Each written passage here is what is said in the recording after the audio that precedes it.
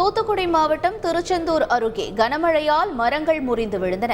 திருச்செந்தூர் மற்றும் அதன் சுற்றுவட்டார பகுதிகளான பரமன்குறிச்சி, உடன்குடி, குலசேகரப்பட்டினம், ஆத்தூர், காயல்பட்டினம், குறும்பூர் உள்ளிட்ட இடங்களில் நேற்றிரவு 1 மணி நேரத்திற்கும் மேலாக இடி மின்னலுடன் கனமழை பெய்தது. ஆத்தூரில் கோயில் திருவிழா பந்தல் சூறை காற்றில் சரிந்து விழுந்தது.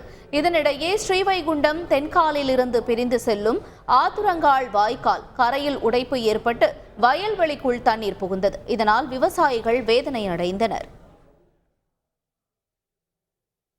திருச்செந்தூர் அருகே ஆத்தூர் பகுதியில் சூறை காற்றுடன் பெய்த மழையால் பல்லாயிரக்கணக்கான வாழைகள் முறிந்து சேதமடைந்தன.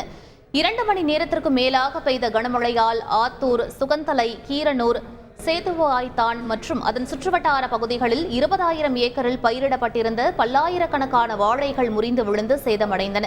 இதற்கு உரிய இழப்பீடு வழங்க வேண்டும் என்று விவசாயிகள் கோரிக்கை விடுத்துள்ளனர். மேலும் கீரனூர் பகுதியில் குளத்தின் கரையில் இருந்த பனை மரங்களும் முறிந்து விழுந்து சேதமடைந்துள்ளன. செய்திகளை உடனுக்குடன் தெரிந்து கொள்ள உடனே சப்ஸ்கிரைப் பண்ணுங்க.